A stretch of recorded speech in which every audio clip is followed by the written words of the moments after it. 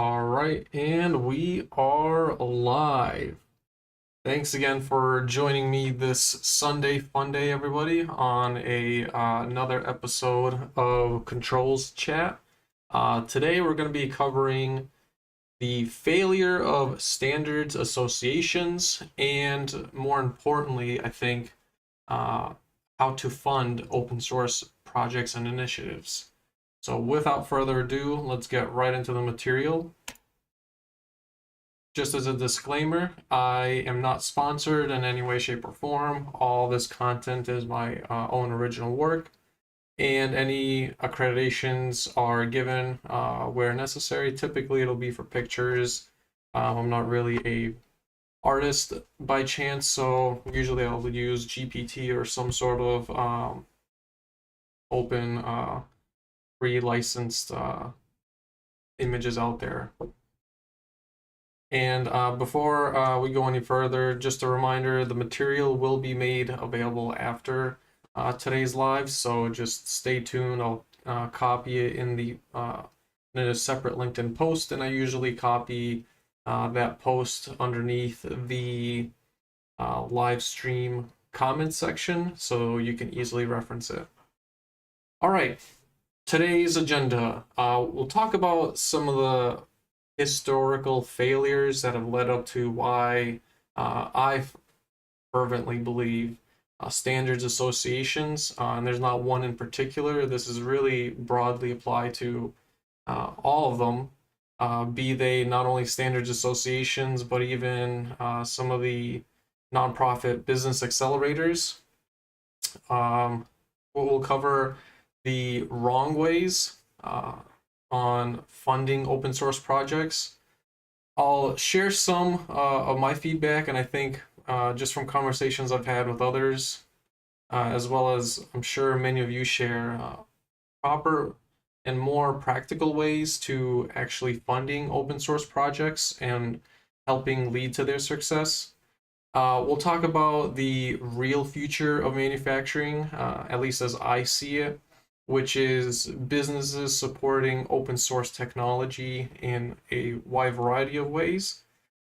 And I'll share some progress updates on some of the research I have been doing, as well as a call to action if anybody's interested in putting their tech skills to good work. So stay tuned for that towards the end of the stream. And with that being said, let's get right into it. So, the failure of standards associations. And before we really dive into this picture overall, I just kind of want to take a step back and explain some of my involvement with standards associations. Aside from an end user, meaning applying these already pre-built standards in my day-to-day job and just overall career, I've also met many of the folks who have done the work into building said standards. So these are folks that have done a lot of research. They might have served as peer review volunteers. Frankly, most of them actually serve to most capacities as a volunteer. Even the folks that I find will actually create books, textbooks, be they for use in academic settings to train students, or just broader sort of trend analysis books or even reference guides, will typically write and publish at a cost to themselves. They typically don't make anything out of it, and they'll, to help really spread the word, what they'll do is they'll license the book to the Standards Association, so they more or less serve as a publishing house to distribute the material. And the catch-22 there is that ideally you would imagine the Standards Association has rubber stamped the material as being solid, of good quality, as up to date as it could possibly be, and a lot of times that is the case. But all of this to say, I am familiar with the organization, these organizations, at just about every facet. As a user, personally and professionally, knowing the people who have worked to really make these associations successful and be where they are today, and as well as contributing material and volunteering my own time and being involved with various activities, from event planning to reviewing material and so forth, to even publishing on some of these platforms. So just want to give that broader picture for you, to really help show that, yes, I do have skin in this game. This isn't just something that I'm talking about with some ethereal non-involvement. I know these associations very, very well.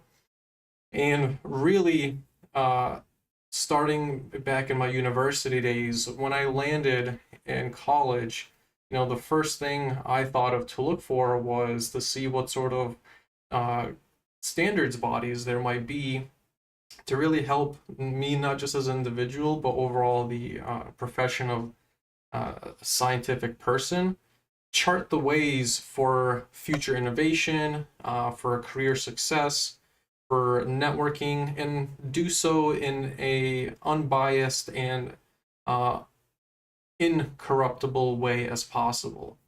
In particularly what I envisioned that they would be doing on a consistent basis would actually be to serve as more or less public servants to hold industry accountable, whether it be through business practices or even holding product reviews. I would have imagined them to be the saints, so to will, these bastions of goodwill, and essentially serving as a watchdog. And one of the ways I sort of saw them doing this would be, the odd networking event. Sometimes there would actually be these quarterly sessions where people would pitch an idea, and then they would invite local businesses. There was no expectation of earning any reward money per se, but it was the opportunity to sell not only yourself, but potentially ideas. Typically, this would be grad students or postdoc students that had been doing years of research and work and wanted to present their material for some commercial entity to not only make an investment, but continue helping their research go forward. And probably with continuing on with the theme of open source, in particular, I really hoped that these associations would actually serve to really drive forward the message of open source, meaning all the artifacts gathered in the wide variety of research projects, be they students or businesses were doing, to help essentially share the compute model is utilized in this development, in building more open source hardware to do some of the work, carry out experimental analysis, data logging, and everything else in between required really to produce the end result that they were sharing. You can imagine if, say, they use some sort of pump, or if they use some sort of grinding machine. The ideal that I had in my mind, at least, was these associations would be charting the way to have the researcher as well as the business showcasing the code, open source, as well as the hardware design, the electronic guts of it, and all the analysis they did to verify that the electronics were operating to the quality required, would be open sourced. And to my chagrin, none of that really was the case. And frankly, it really broke me down at a very fundamental level. I tried coping with it to a certain degree. I think many university students, and even after they landed in industry, are what I like to call, at first, they're wide-eyed. They have a lot of hope and faith, and they truly believe in the incorruptible manner of science, where they don't believe that such associations could possibly have any sort of political bureaucracy, that there's any sort of financial influence where leadership or board members are serving on these associations that are also full-time employees, other companies that they're supposed to be essentially serving as watchdogs for. So conflicts of interest are rife. Um, the whole idea of projects and research being issued funds on a merit-based level, where you would have imagined that the best of the best really would rise to the surface. Not who you knew that would essentially be able to pull some strings to allow you more of an in or a preferential treatment, be they for grant opportunities or to be part of a team that just so happens to have more grants and other funding behind them, especially when you consider that a lot of academic research, there's very little funding provided by government entities. The folks that are doing some really long-term work are typically funded in some way, shape, or form by a corporation. And so to have an in, right, there's no, to have an in, you would have imagined would have been through the Standards Association and that you could just openly approach them to do so. That was not the case at all. And I think after you kind of go through this ringer for quite a while, your innocence is really just destroyed. And to expect that somebody's innocence and sort of painting of their world understanding will not be fundamentally changed is quite silly. When the ideal is that the scientific profession, regardless if it's in the traditional STEM or not, you would hope that it's incorruptible, right? But when you see articles being hidden behind paywalls, royalties being charged to the publishers and researchers who created the article to stay on the publishing platform after some time, or the researchers themselves to have to pay flat fees and sometimes variable fees to not only get their paper peer reviewed, but then also to be published on the platform. And then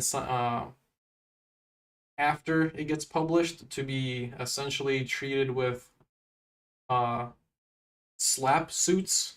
People might not like to call them that way, but essentially be treated with slap suits by reprimanding the researcher, and if they wish to give their research paper away for free to somebody that asks them for it, and forcing them to go through the publisher themselves, I think is just absolutely heinous. And these are some of the more up in your face type of corrupt behaviors and just really unbecoming patterns of being. And they're not unique to any one standard association, quite frankly. It really gets down on you. One of the biggest things I really would have liked to see in particular would have been something that we see in the software space for bug bounties, as an example. You can imagine, similar to how hackathons occur, that in the world of industrial control systems, why is it that we did not see more of these industrial controls professional associations holding these kinds of events to encourage not only camaraderie but yet again, raising the bar in this case in the cybersecurity aspect. And over time, it really does wear on you. I think this is why, at least when I was going to school, you didn't really see many folks enter the realm of research as engineers. They typically went straight from schooling to industry and never cared to ever take a look at research. But fundamentally, research is what drives innovation, and the sharing of the knowledge acquired through research is one of the fundamental principles of open source.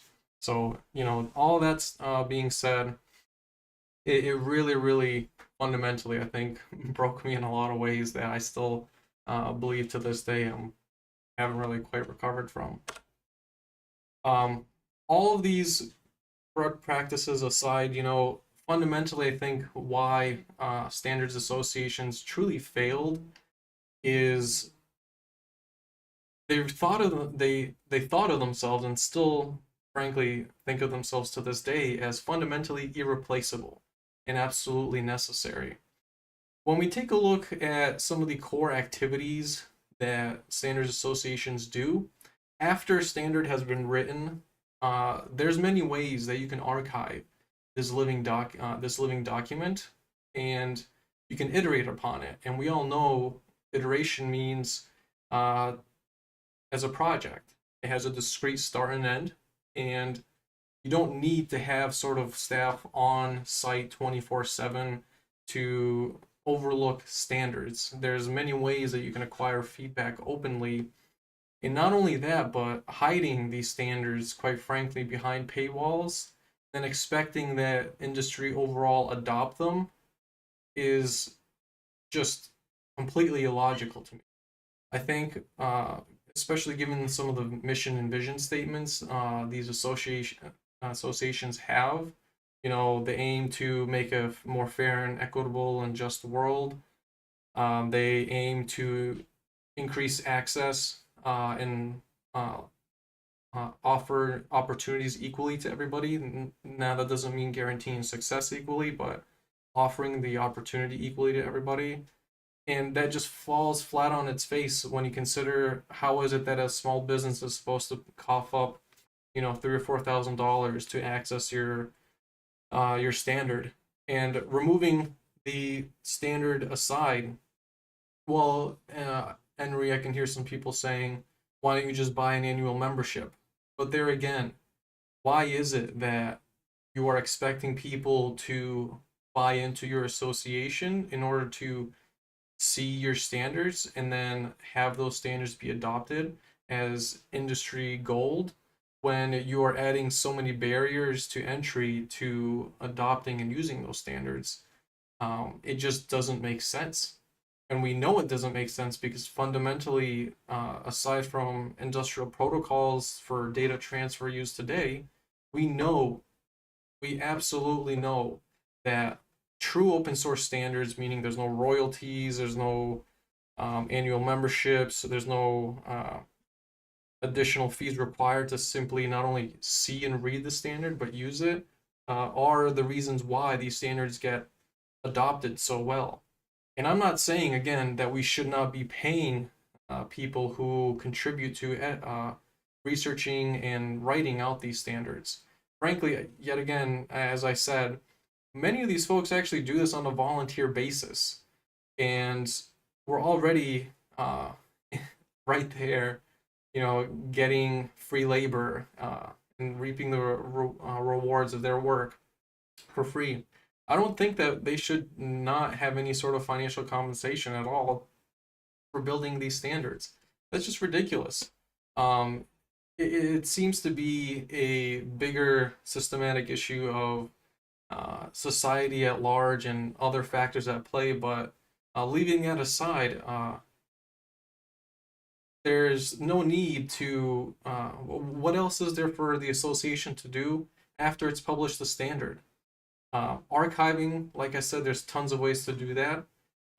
If you're going to do research, one of the greatest ways to do research is to hold up a mirror to industry, not only for technology wise, but business practices as well, and execute research that does critical analysis of those aspects. That doesn't happen. Usually it's the opposite way around. Usually it's individual researchers or small cohorts of research groups that work their butts off to put together this really, really cohesive research material. And fundamentally, they want to do their best to share that knowledge for free. Uh, and the funding they have is laughable at best to do so. But the quality of work, not only that we expect of them to deliver, but what they actually do deliver, is also of very high quality. And so, if they're able to do this on their own, and essentially the association is a middleman, then why the hell do we need the association in the first place? Um, And to answer that question, the answer is we really don't. And fundamentally, it's why these associations nowadays are really having a panic attack to figure out how to remain relevant. Uh, they just haven't caught on to this idea that you can, and it has been done, to remove the financier from the project, as well as any sort of middleman from getting access to those project artifacts. And this is what all these associations have to wrestle with now. I don't know what they'll do. I think a lot of the tactics and behaviors I've seen, frankly, is a doubling down on the same old way of, well, that's fine and all, but we're just going to continue to make our own silo, continue to not adapt and evolve, and continue to have unreasonable expectations that people adopt our standards, that people adopt our way of thinking, and that we make it super hard for people to do so by erecting all sorts of barriers for them to get access to the sort of Bible that it is that we're preaching here. It just doesn't make sense. It really doesn't. And again, like I said, you made the standard. Now what? Public libraries are one way you can archive data. You can hand over publications to the Library of Congress. You can also pay if you want. You can execute fundraising activities for whoever makes the most secure and well-established database backend to not only store and archive the data, but also make some sort of front end for people to easily access it if you find that you may not have the technical staff in-house to do so. How about also taking it a step further and having bylaws in place to require all your leadership to disclose any and all potential conflicts of interest? Whether it be you currently sit as an employee of a systems integration company, as an example, you sit on some sort of as a board trustee member of some related company, and if you do and you continue to serve, so be it, but at least be required on your bylaws to openly discuss it and discuss and share what those financial conflicts of interest are, as well as social conflicts of interest. I mean, these are just basic transparency and accountability 101. Things that we would expect of anybody else, yet for some reason, when it comes to scientific standards associations, the light bulb just doesn't flicker on. And I'm not really sure why that is the case exactly.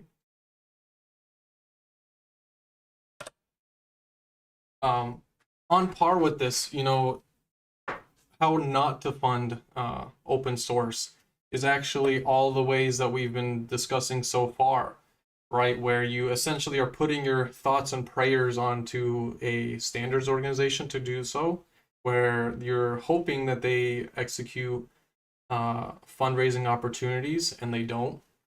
You hope that select few corporate entities and other private special interest groups will have your welfare and well-being in mind, and will share some of the financial wealth and capital they have to and make an investment in an open source project. That's a terrible way to go about it.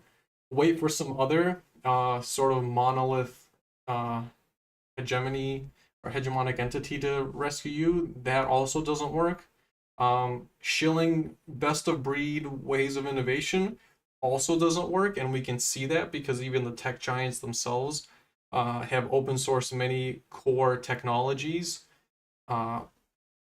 misusing taxpayer dollars by, again, having board members sitting as heads of some of the public funds, where they can choose and have the power to do so who gets how much funding, and also being able to select the corporations that they sit on to also be recipients of that funding, and pretending to avoid conflicts of interest by serving in a volunteer capacity, where although you might not take a salary per se, you use shell companies to route your taxpayer grants to startups, which is a really hot topic lately, that are really just owned by a small conglomerate.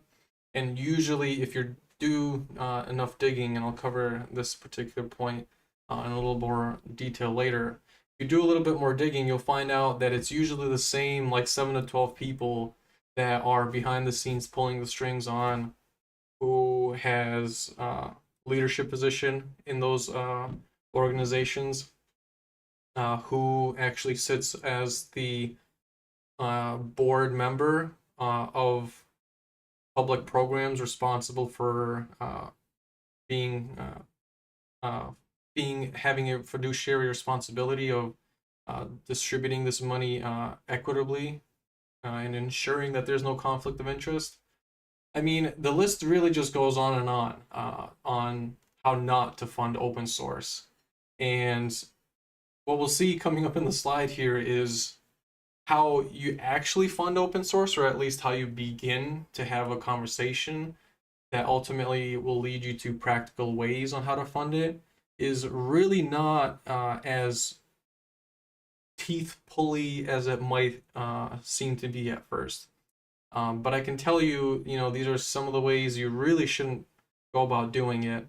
And they're all the ways that we currently do this today and have been trying to do over and over again by essentially putting lipstick on a pig to make it seem like it's any different. It's not.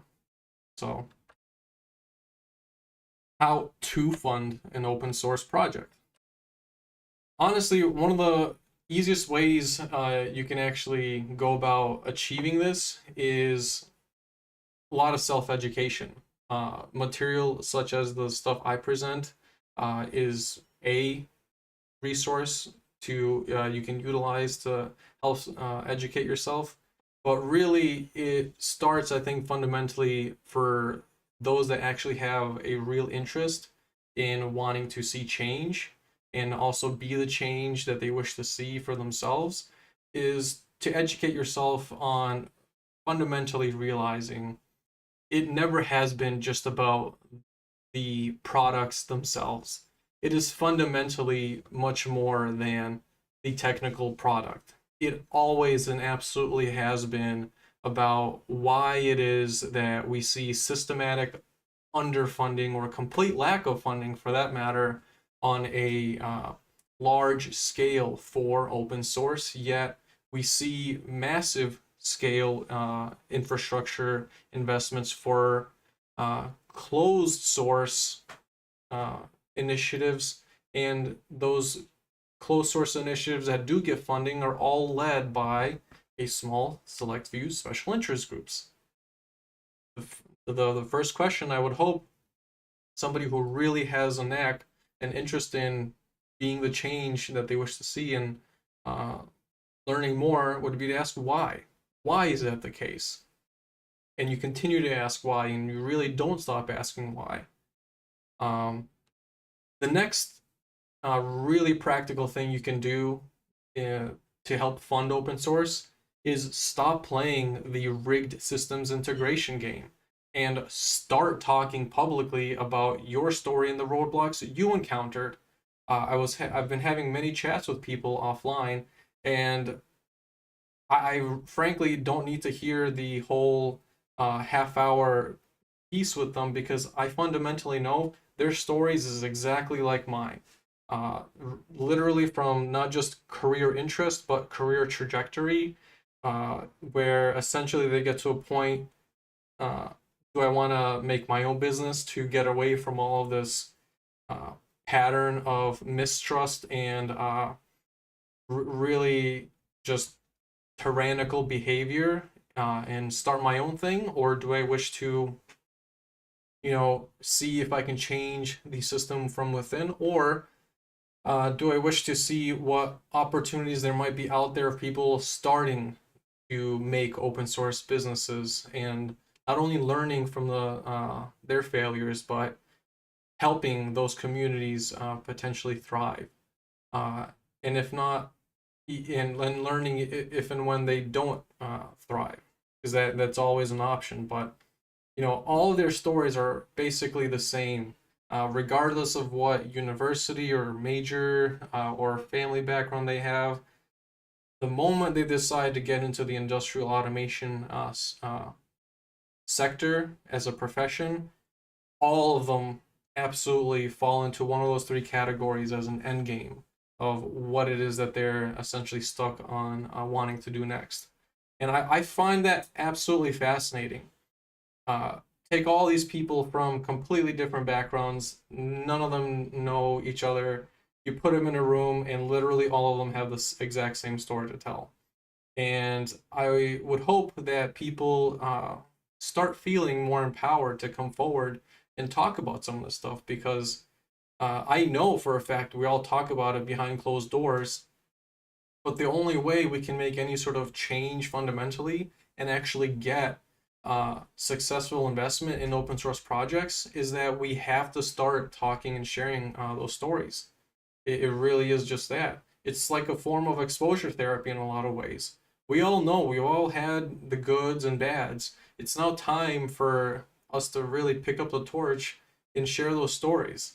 I'm here to be a medium through which people, if they are so inclined to share those stories, for me to build that platform for you so you can voice your story. But it's really, really effective. It's why direct action protesting works so damn well.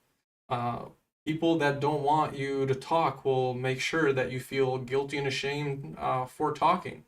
And that's only because talking about the thing is very effective in educating other people and changing it so that people don't have to face the same ridiculous obstacles and choices in personal life and career. Another big one is I keep getting questions like, well, what you're talking about needs, bajillions of dollars. Where are you going to find such huge amounts of capital investment? Who are you going to call in your network to give you this big heaping piles of cash to make all this, happen overnight? And to that I say, that's not the point. The point is not to have a huge wad of cash right here, right now. It's to start the conversation. And the way you start the conversation is through very practical and small pieces of action. One of those I've mentioned in previous videos and articles, you start asking your government officials, your professional associations, local businesses for their stance on open source and whether they support laws that would mandate businesses as well as governments to have to consider open source solutions during their IT and software and hardware procurement processes. This is such a fundamentally easy one to do because you don't need any extra special capital or tools to do so. You just have to have uh, the guts within you to ask questions to people that otherwise really don't want you to ask them questions. And fundamentally, what this does is it'll spark the conversation, even if, again, the goal is not to have them choose the open source solution. It's to have people talking about, well, let's see what open source solutions there might be out there and how others might be doing something differently than what we currently are. The goal is not for them to do this overnight. It's not to get a heaping wad of cash, because fundamentally what we're talking about is these are major infrastructure investments, and this is not something you do overnight. But the best way to spark those conversations are just asking people for their stance and doing so publicly, sharing those responses and conversations all over social media. And more importantly, then you follow it up with your local officials and your boards, and you ask them if they would support mandating internal policies as well as enacting laws mandating that, again, businesses and governments alike would have to consider open source solutions. Not buy, not be forced to buy, but simply consider on their plate formally. We do this for construction bids. You have to consider union and non-union shops. We do this literally in all other forms of procurement. But for some reason, when it comes to software and hardware, uh, on the state and federal level, it's not a requirement. And you might say, well, even at a government level and even some businesses, they do in fact use open source. That's not the point. It's to have policies in place that would mandate a formal consideration of. And when you have those sit downs and all those intricate engineering meetings and architecture discussions, that's where you will get into some of these finer grained aspects of open source and what it means for you as well as what it means on the whole. This is how you do it. You do with small baby steps. You don't do it with, well, let me see who I have in my network that can give me, a bajillion dollars right now. That's just silly. That tells me that I think you have not really quite yet begun your self-education journey on how these projects come to fruition and are successful. Um, Another big one is you stop treating each other as enemies and competitors, and you realize that on the by and by, open source creates majorly new opportunities at every level. You have a need for infrastructure hosting, failover, boutique app development, all sorts of telecom configuration. You have cybersecurity considerations, and the most beautiful part of all of this is uh, now you know not only what the fundamental technology is, but because you have access to a wide variety of partners that will fill each of these niche needs, that introduces diversity. That introduces business competition. That business competition and diversity fundamentally uh, works in favor of your bottom line because since you can see the technology in and of itself, how much compute power it's eating. You know realistically how many people it would actually take to execute. And that gives you a very, very clear, transparent view of how much it would actually cost to implement, to manage, configure, and properly set up in your environment. You're not left with this ridiculous guesstimation and sort of smoke and mirrors uh, practice that we currently have now, where you have to go through like 3 months of unnecessary digital transformation maturity assessments from entities that really don't have your best interest at heart, and even the ones that do, still they might not be able to give you a accurate representation of what it would cost them even just start because they too are hindered by the same paywalls and other political obstacles that otherwise would not allow them to educate you on what kind of investment you might be looking at to make up front. Um, and on that same thought pattern, open source a lot of times in its nature is made uh, intentionally easy for you to stand up. Now, that doesn't mean that all the other configurations are as easy or simple to do, but you can get running with it from day one very, very quickly. And you don't have to do any sort of back and forth. You can implement it as you wish, and then you can try it out. And there's no cost associated. You didn't have to front the money to make the open source project. There's already labor being paid for all the R&D, the engineering hours, the all the technical discussions to help make that not only that technology possible, but to ensure the community continues to be alive and iterate and make the technology better. You as an individual did not have to cough up all of the cash to do so, unlike with closed source, which you do.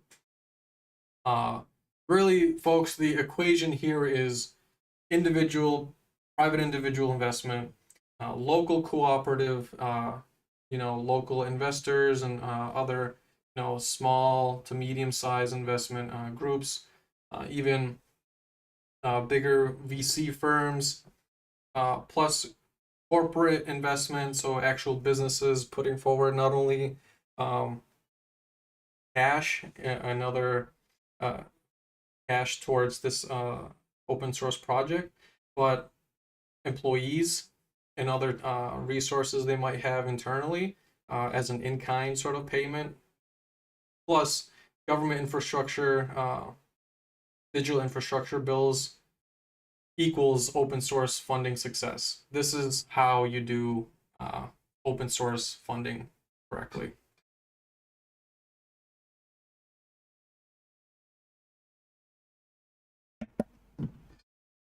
So this right here is the equation.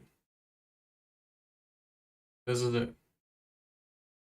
All this to say, this one line from this entire slide is it. Individuals plus local cooperatives plus corporations plus government digital infrastructure bills equals open source funding success. There you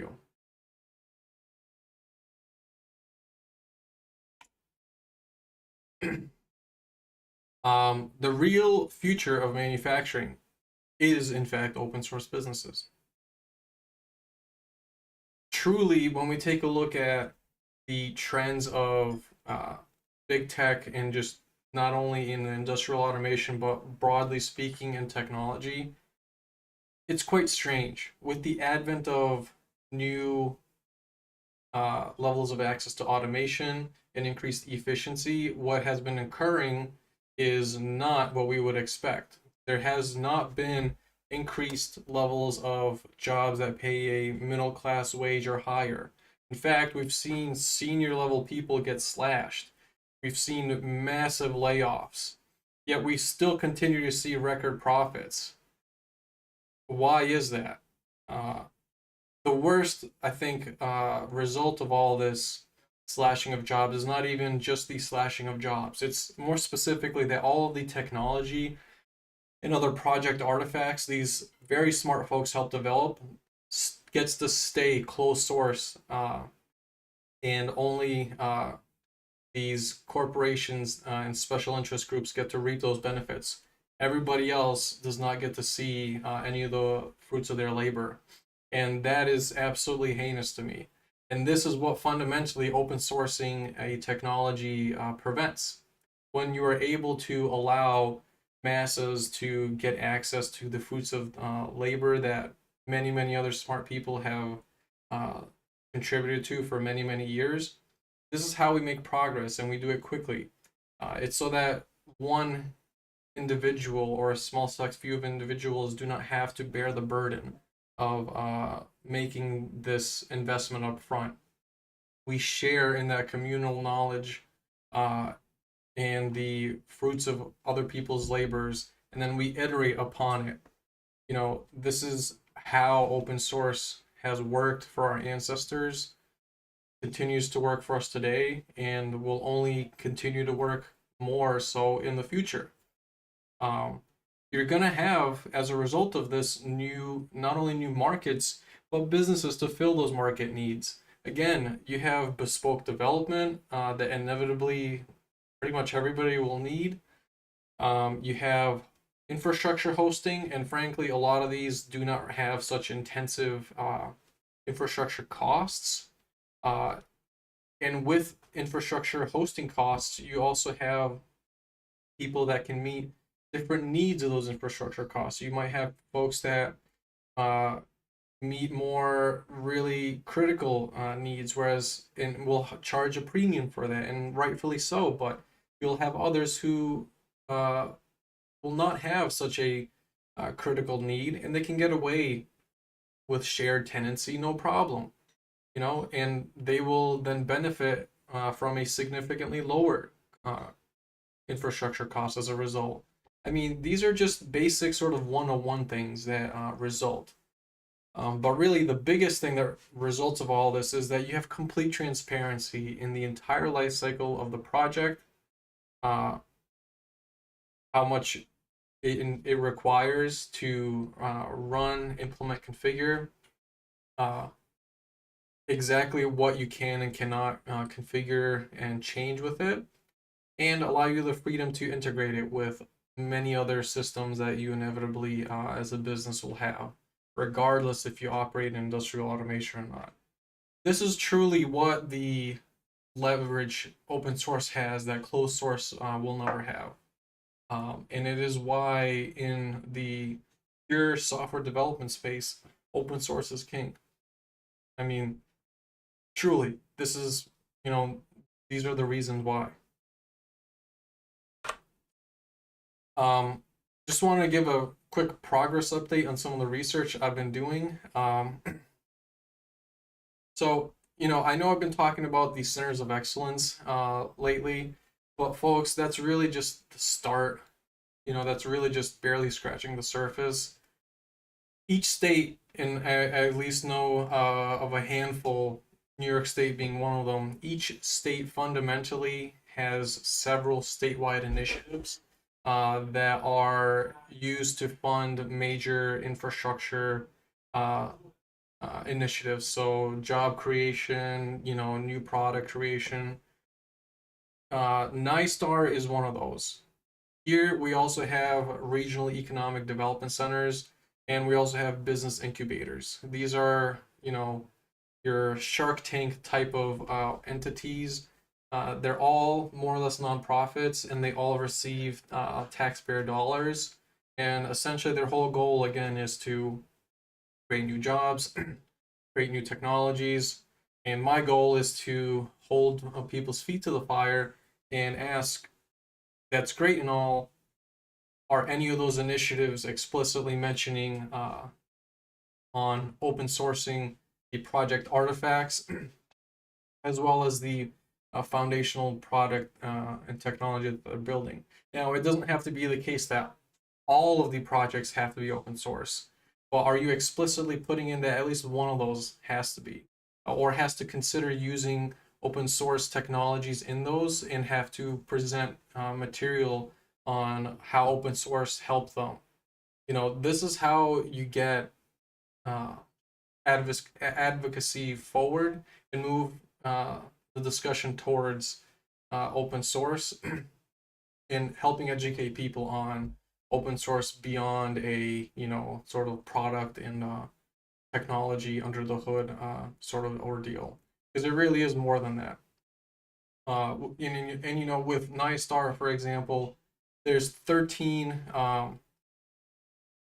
there's 7 different programs. The Center of Excellence are one of them, and the Centers of Excellence, there happens to be 13 in New York State. Each of the other 6 programs from NISTAR has their own divisions, and they have people that are leading those divisions. So this essentially gets to be an exponential growth of the number of entities and agencies out there. For example, for the regional economic development centers, there's 10 of them. For business incubators, they're also done by region, and for in total, I think there's at least over like a dozen, maybe a dozen and a half. Um, and what I wanted to use this slide in particular, though, is a call to action. For those that really have been hitting up the DMs and trying to grind my gears on, oh, you're not even doing technology, right? You're doing no technology work whatsoever. Really, if you want to put your tech skills to the test, here's my challenge to you. Okay. Inevitably, I will be making huge, like mass volume of FOIA requests to gather all sorts of reports and documents to essentially publish and show people something that I've already, suspect, but these documents will fundamentally prove that these initiatives and projects, not only do they not contribute anything to open source, but the people behind them are more or less a small select few, and that there's a lot of handshaking going on to essentially funnel money towards services and business entities that are really not achieving the stated end goal, in that the jobs created are not really, you know, high paying jobs with job security, you know, in the technology field. And in fact, uh, they're actually achieving the exact opposite of their mission statement. For anybody that has never dealt with FOIA requests, the government does not have to keep these documents for ad infinitum. That is not the case. If you really want to put your skills to the test, reach out to me, because what I'm looking to build out right now is a entire, and I've already taken a shot at this, is to build out an entire backend, not only where we store these reports, but we make it freely accessible to people to query. So uh, anybody that's used any website archiving tools, like a Wayback Machine, you'll notice they don't store blob data. So reports, documents, email correspondence, that's available publicly on websites, they'll store individual pages, but when it comes to actual blob data, they will not store. And there is no sort of obligation for not only these business incubators or these other agencies to keep any of this information, but what usually happens, okay, is they start censoring and slashing and deleting stuff everywhere, and nobody will ever get to see that material and those documents and that correspondence ever afterwards, or it'll be heavily redacted. This is what fundamentally I'm trying to drive out of all this. It's not just to hold people's feet to the fire. It's to fundamentally archive and gather and aggregate this data so that we can make it really easy for people to uh, see for themselves the sort of lack of support in many facets, investments and political connections for open source, to help people understand the broader picture of systematic lack of funding and support for open source projects. So if you're really, if you love to brag, you love to, uh, sell yourself, and you consider yourself a developer hotshot, reach out to me. And I'd be happy to work with you on making this tool possible. And I'll leave that at that. Uh, again, visiting local districts or offices in person, that is something I plan to do. It's not the end all be all. That is one avenue. But again, like I mentioned earlier, with the advent of social media, the best thing any of you could do, frankly, is to do this. To live stream your correspondence and interaction, not only sharing your story of a developer, engineer, integrator in industrial automation, but to ask other people to share their story, uh, to put out educational material, uh, and to audit businesses and local and state and federal government on where their support lies. It has never been a better time in the history of all humanity to do auditing of any sort. And you frankly don't need much to do it. If you have the drive and you care enough to ask why, that's really all you need.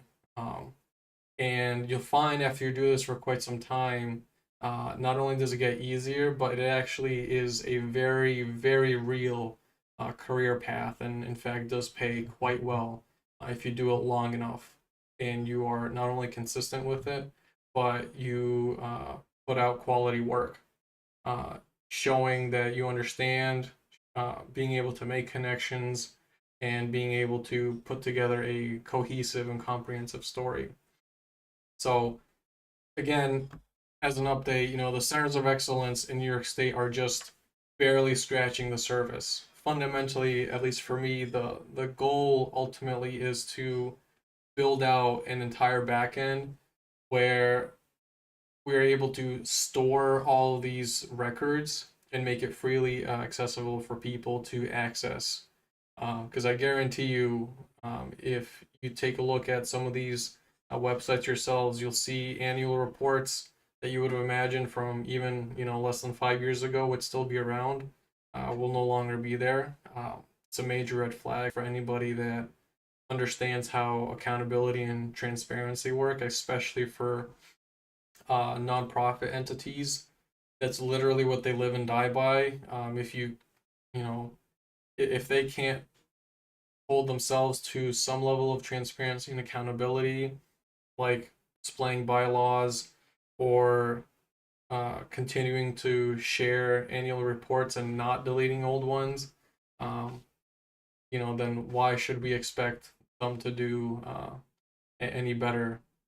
We have to hold people's feet to the fire, and with today's technology and the amount of eyeballs on social media, it's really the best time for it. And frankly, this kind of journalism and work with an open source twist to it has really not been done before.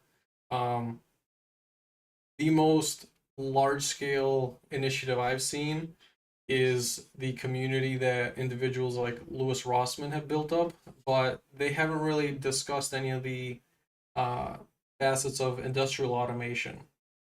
And they haven't really gone into some of this more in-depth investigative journalism of, again, holding local businesses accountable and putting people's feet to the fire to ask questions like, do you support laws or internal policies of mandating that open source projects have to be considered as part of your procurement process? This is a field ripe for people to join.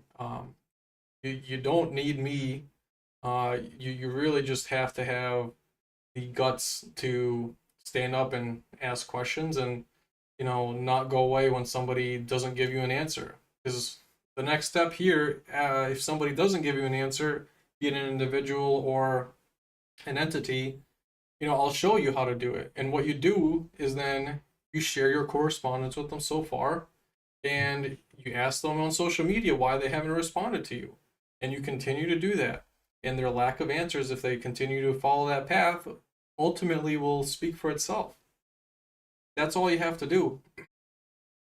That's how this whole game works. This is a long game. This isn't a how can I get a billion gajillion dollars right now in cash for an open source project funding. This is not that kind of a movement. Truly, it's not. Um, so I put that out there so that you're educated, but also to set the level of expectation. This isn't going to be something that happens overnight. And you also don't need an entire army of people to do this kind of work. You truly don't. With the amount of open source CRM tools that are out there, lead generating tools that are out there to help you find contact info, it's frankly, and with the advent of, although I have very many, uh, negative views on them, with LLM tools out there to help you do this research, I mean, now's the time, you know, truly now is the time. And I would also dare say we owe it to our profession, not only to industrial automation, but we are stewards essentially of the scientific profession to share knowledge and make it freely accessible. These are the foundational principles, and frankly, why I decided to stay in the scientific profession. As we all know, the finance profession and people that go, to become investment bankers or some of the consultants uh, in large firms that are ultimately, what I dare say, misleading people on what digital transformation successfully looks like. They're making way more bank. So, um, yeah, that's why I continue to stay in the profession.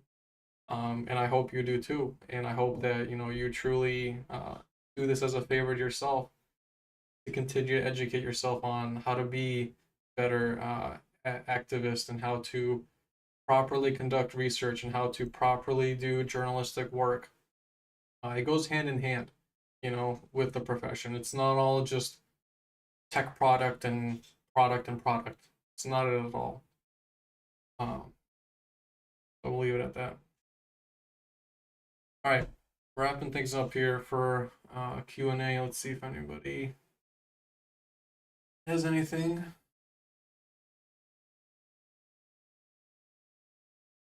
See anything? All right, cool. All right, well, thank you, everybody. I really appreciate you joining me today. You could have been anywhere instead, but you chose to give me the time of day and review my work. So for that, I'm forever grateful.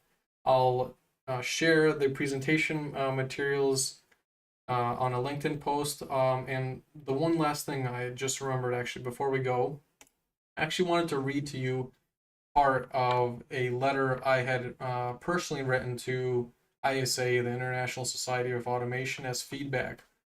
I had, and this was shared with the Young Professional Committee at ISA. And even though I've been around for a while, I'm not that old. So I still technically qualify to be a part of that committee by age. So this is a letter I openly wrote and shared to them with the group. And it had to do with a couple different things. It had to do with things that I mentioned before, with paywalling the social platform that they use, as well as urging them to create more value add events to attract people, especially in the young professional age range, to actually care for the association. So I'll also post this as well. This. All right.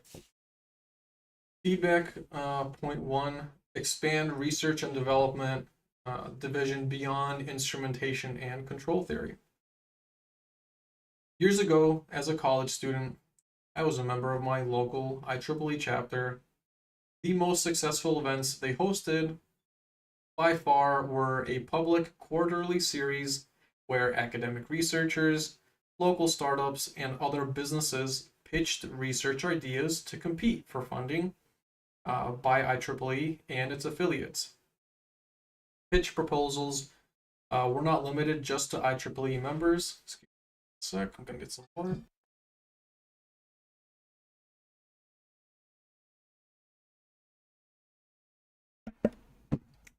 Pitch proposals were not limited to just IEEE members. There was sliding scale funding provided to the top 30 winners. It offered a great way to network, and each event had a research theme topic. Point two, ISA has deep knowledge in instrumentation and hardware. However, with the advent of the fourth and fifth industrial revolutions, there is no organization in existence to critique automation software systems and using the scientific peer review process.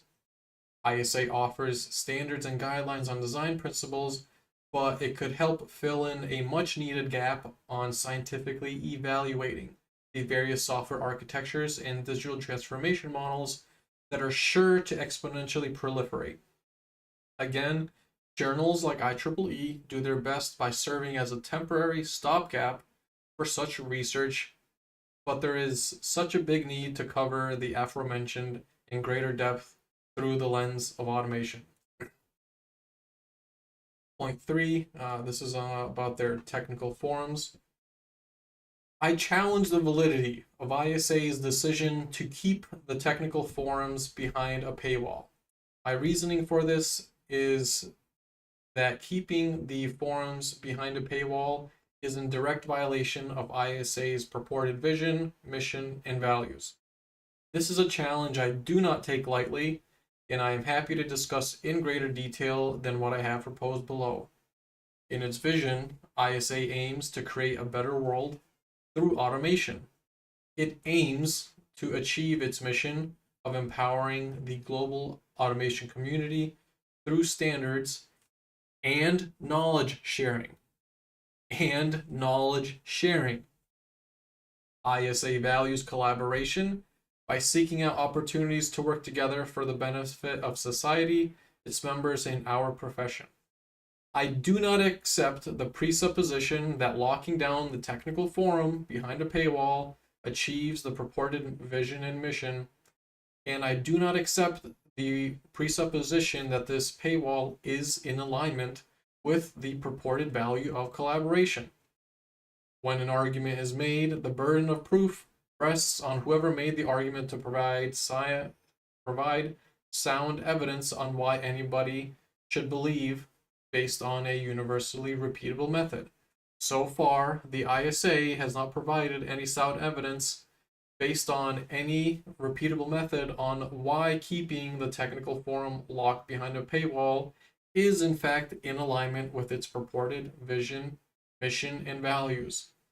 Therefore, ISA is expecting that everyone simply takes their presupposition as valid based exclusively on faith alone, and faith is not a valid method for providing evidence. My retort is that there is an overwhelming evidence base on the scientific method to show that open technical forums with no paywall are in fact in better alignment with ISA's purported vision, mission, and values. Therefore, I challenge why ISA continues to keep its forum behind a paywall. I aim to show this to be true in part by explaining why vendor lock-in and proprietary systems, which oftentimes use predatory licensing terms, force data silos through non-interoperable hardware and software, intentional planned obsolescence, forced purchasing of monolithic software systems that do not solve real-world problems. Also place restrictions to right to repair laws, and inevitably force customers to purchase whole new assemblies of fixing individual components. These are the things that people care about in the automation profession. The proliferation of lightweight open standards and open source software have made interoperability a success because they realize the reality of every factory floor. Everything is a node. No node is more important than others. Now I would add here too that it has to be open source. The last point I made, countless other technical, online technical forums exist that are objectively more successful than the one ISA hides behind a paywall. They have a bigger user base, instantly accessible by anybody with an electronic device. They have more frequent engagement amongst users. They have a more rapidly growing user base, and they offer similar or greater quality of engagement from the user base. That is an open letter to ISA. I never heard back. This was actually made August of 2023. Still have not heard back anything from ISA. So I leave that up to you to ponder why that might be the case. But like I said, I'll share this letter as well as these slides after today's call. Thank you, everybody. Really appreciate you sticking around for that extra bit, and I will see you in the next